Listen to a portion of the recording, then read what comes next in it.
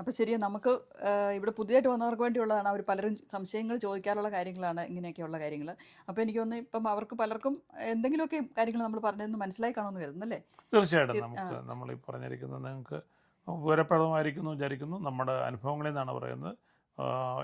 എന്നാ പറയണേ, ഞങ്ങളിവിടെ വന്നു, ഞങ്ങളുടെ 3 കുട്ടികളും ഇവിടെ ഉണ്ടായാണ്. മൂത്തയാൾക്ക് ഇപ്പോൾ 22 വയസ്സായി.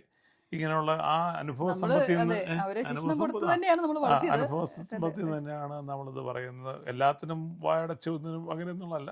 നമ്മൾ എന്നാ പറയുക, ചെയ്യേണ്ട ആ രീതിയിലുള്ള മീൻസ് ഇവിടുത്തെ ഒരു രാജ്യത്തിൻ്റെതായ നിയമങ്ങളെ ബാധിക്കുന്ന അതിൻ്റെതായ ബൗണ്ടറിക്കുള്ളിൽ നിന്നുകൊണ്ട് തന്നെ കാര്യങ്ങൾ പക്ഷേ ചെയ്യുക. അതെ കുട്ടികളെ ശിക്ഷണം പക്ഷെ പേരൻ്റ് പറയേണ്ട കാര്യങ്ങൾ പറയണം. അല്ലാതെ നമ്മൾ എല്ലാത്തിനും എന്നാ പറഞ്ഞാൽ പേടിച്ച് നിൽക്കേണ്ട കാര്യങ്ങൾ മീൻസ് പറയുന്നത് അത് സംഭവിക്കും അങ്ങനത്തെ ഉള്ള ഇതൊന്നുമില്ല. അതൊക്കെ കുറച്ച് അനാവശ്യ കാരണങ്ങൾ കളയുക. അപ്പോൾ ഫ്രീ മൈൻഡായിട്ട് സന്തോഷമായിട്ട് പിള്ളേരെ വളർത്തുക. അതോടുകൂടി നമുക്ക് അവസാനിപ്പിക്കാം അല്ലേ? അതെ അപ്പോൾ ശരി ഞാൻ പോകാൻ തയ്യാറായിട്ടിരിക്കും. അപ്പോൾ താങ്ക് യു വെരി മച്ച്. അതെ.